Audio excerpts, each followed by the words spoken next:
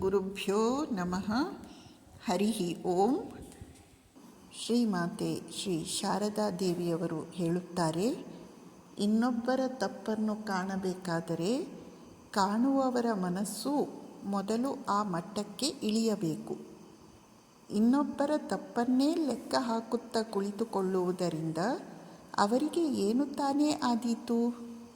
ಅದರಿಂದ ನಿನಗೇ ಕೆಡುಕು. ಇದೇ ನನ್ನ ಅಭಿಪ್ರಾಯ. ಆದ್ದರಿಂದ ನಾನು ಯಾರ ತಪ್ಪನ್ನೂ ಕಾಣಲಾರೆ. ಒಬ್ಬ ಮನುಷ್ಯ ನನಗೊಂದು ಸಣ್ಣ ಸಹಾಯ ಮಾಡಿದರೂ ನಾನದನ್ನು ನೆನಪಿನಲ್ಲಿಟ್ಟುಕೊಳ್ಳಲು ಪ್ರಯತ್ನಿಸುತ್ತೇನೆ. ಇತರರ ತಪ್ಪನ್ನು ಕಾಣುವುದೇ ಅದೆಂದಿಗೂ ಸರಿಯಲ್ಲ. ನಾನೆಂದೂ ಹಾಗೆ ಮಾಡಲಾರೆ. ಕ್ಷಮೆಯೇ ತಪಸ್ಸು.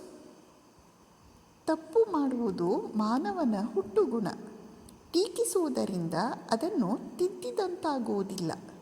ಬದಲಾಗಿ ಒಳ್ಳೆಯ ಗುಣಗಳನ್ನೇ ಕಾಣುವುದರಿಂದ ತಪ್ಪುಗಳು ಹುಟ್ಟಿದಲ್ಲಿಯೇ ಮಾಯವಾಗುವಂತೆ ಮಾಡಬಹುದು.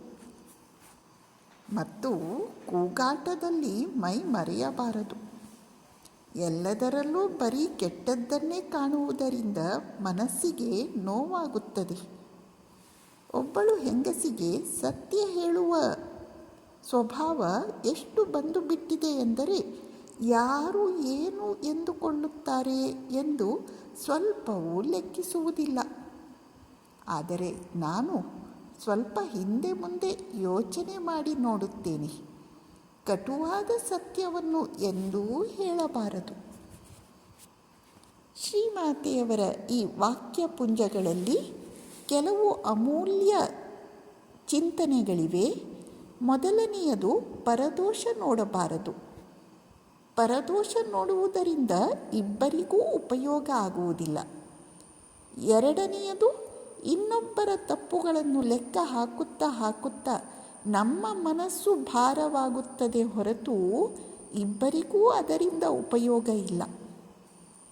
ಮೂರನೆಯದು, ಇತರರ ತಪ್ಪುಗಳನ್ನು ಕ್ಷಮಿಸಿ ಫಾರ್ಗೆಟ್ ಆ್ಯಂಡ್ ಫಾರ್ಗಿವ್. ನಾಲ್ಕನೆಯದು, ಸತ್ಯ ಮಾತನಾಡುವ ಭರದಲ್ಲಿ ಕೆಟ್ಟ ಮಾತನಾಡಲು ಹೋಗಬಾರದು. ಮಾತಿನಲ್ಲಿ ನಯ, ವಿನಯ, ನಮ್ರತೆ ಸೇರಿರಬೇಕು. ಮಾತಿನಲ್ಲಿ ಪರದೂಷಣೆ, ಇನ್ನೊಬ್ಬರ ತಪ್ಪುಗಳನ್ನು ಲೆಕ್ಕ ಹಾಕುವುದು ಇರಬಾರದು. ಎಂತಹ ಸುಂದರ ಉಪದೇಶ ಇದು! ನಮಸ್ಕಾರ.